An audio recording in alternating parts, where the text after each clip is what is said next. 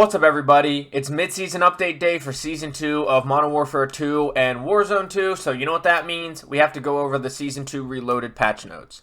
As usual, I'm going to skip anything that is not related to Battle Royale Warzone. DMZ is not my thing. Don't have any interest in making content on any multiplayer stuff, so I'm going to look at the global stuff and the Warzone 2 Battle Royale stuff. Otherwise, as usual, if you want to check out all this stuff for yourself, look at the stuff I didn't go over. Link's going to be linked down below, just as always. So, global changes. We have events, new Path of Ronin challenges. They're just camo challenges now. St. Patrick's Day, water's going to be green. It's going to be a rainbow, and they're teasing something. You never know what you might find at the end of the rainbow, but you've got one shot to find out if luck is on your side in a Mazrah. Maybe it's a one-shot sniper. Maybe they're just making a pun on calling everybody one-shot, as we all do. New raid episode. Don't really care. New weapons, the Tempest Torrent Marksman Rifle. This hard-hitting DMR from the Tempest armament offers the versatility of the M4 platform and the velocity and impact of 7.62 rounds. A patient hand and keen eye will result in on-target shots and quick kills. Can be acquired via weapon challenge or store bundles. It's a Marksman Rifle. Unless they make some changes or they made this the exception, I don't expect it to be useful in Warzone. Maybe it's good in multiplayer, but it's not going to be useful in Warzone. So the stuff we care about, weapon balancing. Assault rifles, the STB-556. Added minimum damage against armor. Sorry about that. Light machine gun, LMG got a nerf, reduced far range damage, small increase to close range damage. Didn't need that. Reduced headshot damage, reduced upper torso damage, increased recoil. As long as it's not increased visual recoil, it'll still probably be good, but it's definitely a nerf. RPK, reduced walking speed, reduced muzzle velocity. It's still going to kill pretty much just as fast. It's not really a nerf. Taken MG38, reduced damage range. It's a slight nerf, but it's still at least going to be maybe the best LMG overall on Asika, I'm sure, and maybe out Mazrah. But depending on the actual reduction, which I wish they would give us numbers, not a huge nerf, I don't think. Marksman Rifles crossbow, increased time period to trigger double kills for challenges. I will say when I was doing camo challenges for it, that was a pain. That's a good change, but make it viable in Warzone. I think it's still 2-shot, and the reload is so slow, it's just not really worth it in Warzone, so it's unfortunate. Submachine guns, the MX9 increased mid-damage ranges. Okay, it still kills slow. People aren't going to use it. Fast P, increased sprint to fire time, increased damage ranges. So increased sprint to fire time means it's longer to sprint to fire. Well, it's already not being used, so. PDSW 528, slightly offset weapon while ADS using iron sights to improve visibility. Thank God, because it's a decent SMG, but it is so hard to see with. Bell 46, increased close damage ranges, fix attributes on 30-round mag to improve handling and mobility. So increased close damage ranges, maybe it starts to move into at least viable. Because it's okay now, it's not bad to pick up off the ground, but it's not something you'd put in your loadout. But maybe with the increased close damage range, maybe. Lackman sub, reduce movement speed, reduce aim down sight speed, improve recoil control, and the LM Nebula barrel, which is not the barrel I don't think that's popular on it, improve damage range and recoil control. So the Nebula barrel might be the barrel to switch to. It's got improved recoil control, even though I don't think the recoil was that bad. Reduce aim down sight speed and movement speed, which means you're going to move a little slower, ADS a little bit slower, but it's still probably going to be my go-to SMG. It'll be that or the Vaznev, that's been for pretty much everybody. Shotguns, KV Broadside, reduce lower torso damage. 12 gauge ammo, reduce damage ranges, reduce close range damage. Dragon's Breath ammo, reduce damage ranges, reduce close range damage. Global reduction to 12 gauge Dragon's Breath, maximum residual damage. It's nice that they nerfed it, but without numbers or without getting in the game and testing yourself, I don't know if this is enough of a nerf. Might have to be nerfed again. I know they had to nerf like the Doof more than once. So we'll have to see, but it's nice that they're reducing Dragon's Breath across all 12 gauge shotguns, but this thing could still be meta. It's going to be very frustrating if it is, but we won't know until we drop in, or if they would just give us numbers. Bryson 800 and Bryson 890, increase headshot damage on all slug type ammo. 1, nobody's using either of these shotguns, and 2, nobody's using slugs, and added minimum damage against armor. Attachments, global, flinch, reduced recenter speed for flinch. So now when you flinch up and your gun comes back down, it'll be a little slower to come back down and be centered. Minor increase to flinch on ARs, SMGs, LMGs, and shotguns. I don't think ARs and LMGs needed more flinch. It says minor increase, so it shouldn't really matter, but I didn't think they needed it. I thought the flinch was enough, especially for the super casual fan base that they're catering to. Ammunition, hollow point rounds removed bullet velocity penalty. People aren't really using any of these rounds except for high velocity rounds, which they didn't touch. And I guess Dragon's Breath, technically. Frangible rounds changed healing delay timer from last bullet's impact. Lengthens the overall delay on player. Remove damage range penalty. Overpressure rounds remove recoil penalty. Increased flinch imparted on players. 12 gauge Dragon's Breath reduced residual damage while burning. 12 gauge slugs and HE slugs added minimum damage against armor.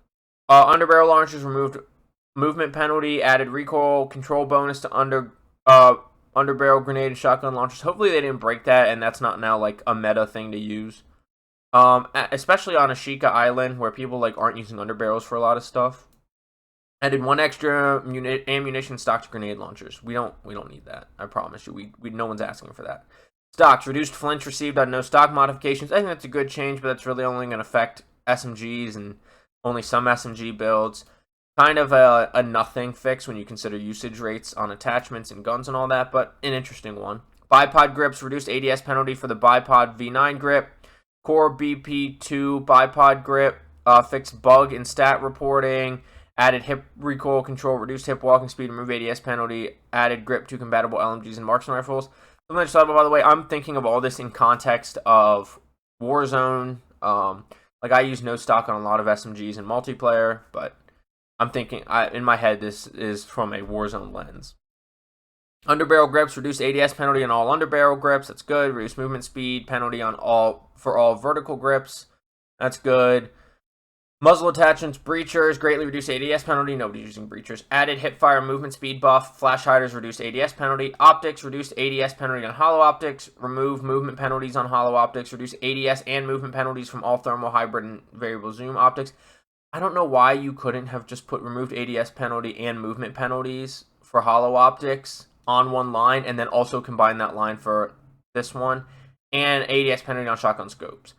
Why couldn't you just combine these 3 into 1 and then just remove ADS penalty, ADS penalty, ADS penalty on all of those, and then did a separate line for the movement penalties? Typical, and not to mention typos. Such typical Call of Duty patch notes. Always typos, inefficient. Doesn't surprise me. Comb attachments, fix handling stat. It's just the UI on all of these combs. Combs are rare and people aren't really using them. Bug fixes, fixed an issue where equipping some attachments to the KB Broadside shotgun will cause players to not be able to infill into DMZ. Fixed Heartbreaker crossbow bundles, reticle appearance, and kill cams. Fixed an issue that prevented crossbow bolts from penetrating water. Equipment, frag, claymore, and Semtex damage against armor increase. I don't think that needed to be done, but whatever. Audios. Hopefully these audio fixes actually fix the audio in the game, and not like going into Season 2, they made some adjustments that were supposed to fix it, and nothing was better. Sometimes it was even worse. Hopefully this actually makes things better. Submix fixes that were affecting enemy footstep volume. Equalize sand footsteps to better cut through the mix similar to dirt and concrete. Fix an issue that caused war tracks to randomly stop playing when inactive in a vehicle. Fix an issue preventing the war tracks of patrol boat's driver from being heard while in the patrol boat turrets. And the war track ones don't matter, but hopefully the footstep stuff actually does, and it actually makes real changes. UI and UX, update requires restart. If the title requires a restart due to an update, it will restart automatically. Good. That's what they did in Warzone 1, and it was so nice. I just wish they didn't have to restart it all like every other game. New menus, all new menus for weapon and camo challenges. Added a store tab for players to see all available bundles for a specific weapon. New party queuing. Party queuing I'm excited about. I touched on it and talked about it a little more in the Everything You Need to Know video, which I'll go ahead and link down below. But essentially it just means if your friends are in a party and they haven't, you can queue into their party, and then it'll add you as soon as their game's over, as long as there's space. Otherwise, if it's like you and somebody and you're trying to join a trio in Warzone, it'll kick everybody back to menu, and then you got to figure out who's the odd man out. Bug fixes. If you want to go through bug fixes, you can check it out for yourself. I'm going to go ahead and skip bug fixes because a lot of them are also multiplayer related, and it's a lot of them. This video is going to be 30 minutes. If I go through all of this. And I don't think there's anything really big for it. PC settings, PC users will have an audio update allowing players to select stereo surround outputs. This option will default to stereo if not set. We have been investigating clips which appear to only include the front, left, and right channels when the output on some PCs may default to surround, resulting in missing channels of audio. Mine will be on stereo probably forever. I'm not an audio guy. I just want to be able to hear footsteps. And it's not like there's good vertical audio in this game, so left and right's all that matters, and I can hear left and right with stereo. Gyro aiming, ratcheting. No one's using gyro aiming. So I'm going to go and skip that. Accessibility, inverted flash. Essentially now instead of your screen turning white, you can make it turn black. I don't know if I'll use this or not because there's been some... I've seen some talk about how that might not work well on monitors because just the way the monitor technology works. So I'm not really sure on that. It's not really anything I have any expertise in. So I'm going to go and skip multiplayer stuff. Warzone. Quality of life. The kill streak availability, the existing airspace is too crowded message will now have for X seconds attached to it, add better context. So now when you try to call in a precision, and it says airspace is too crowded, it'll say airspace is too crowded for 3 seconds or however many seconds are left before you can call that in. Which is a nice change because otherwise you just spam try to call it in, which I know we've all done before, and it can get really frustrating. Cluster strike and precision airstrike improvements. Improve the airstrike danger notification to be more consistent based on each damage location. Improve directional tracing to prevent the precision airstrike targeting from sometimes landing behind the players. Players will not be notified when calling a cluster strike or precision strike if they are too close to the affected area. Hopefully this notification fix is actually working because it'd be huge. There's so many times where even if it's like on me, I don't get a notification. The directional tracing, that's just so you don't kill yourself with an airstrike, which is good. And the airstrike danger notification to be more consistent based on damage location. What I want for the airstrike danger notification is to be higher up on the screen. I think that's what everybody wants.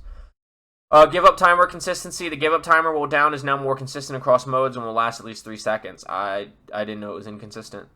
Navigation pings. Increase the scale of navigation pings on the TAC map and mini-map for improved readability. That's good because they're still kind of hard to see and hard to use. Armor break. The text has been removed from the armor break notification. That's good. I know that was confusing a lot of people. And the icon has remained, which we've always had. Auto-looting armor plates. As armor plates are a critical part of the gameplay loop, players will now automatically pick up armor plates as long as they have available inventory or backpack space. I don't know how this is going to go over, because now you're going to be careful. If you have empty backpack space, you're going to go to stow something, and your backpack's just going to be full, and you won't realize a lot of times that it's now filled up with 15 plates or whatever. I don't know about the auto-looting. I think it should auto-loot when you have space for plates in a plate-held space. If that makes sense. Spawn protection. Spawn protection will now disable at 25 meters, up from 19. That's good, but how about we take it out of Battle Royale and leave it only on Resurgence? But it's in all Battle Royale modes still. We'll continue to refine as we move forward, given the importance of this feature to redeploying players. Which, how many times in Big Map do you only redeploy once after you win your Gulag or after you're bought back once? You don't. It's not like constant redeploying like you are in Resurgence, where you could just get constantly shot out of the sky. UI UX spectating. Friendly pings and splash screens are now visible to spectators. Gas mask. Loot cards for gas masks now more accurately reflect their damage amount. That's all good stuff. They should just do a percentage for the gas mask. The bar system is so dumb. Bug fixes. Fix some issues causing rainbow glare to appear on the horizon in Mazrah, Xbox only. TAC map and mini map fix an issue preventing elevation arrows on map icons not accurately indicating their position. That one was frustrating sometimes. Fix an issue causing the counter UAV to affect player maps even when outside the effective range. That's also something I noticed that was really frustrating. The playlist for Battle Royale, we're going to have solos, duos, trios, and quads for both maps. Events, 3rd anniversary event, getting calling cards, emblems, stickers, and 1 blueprint.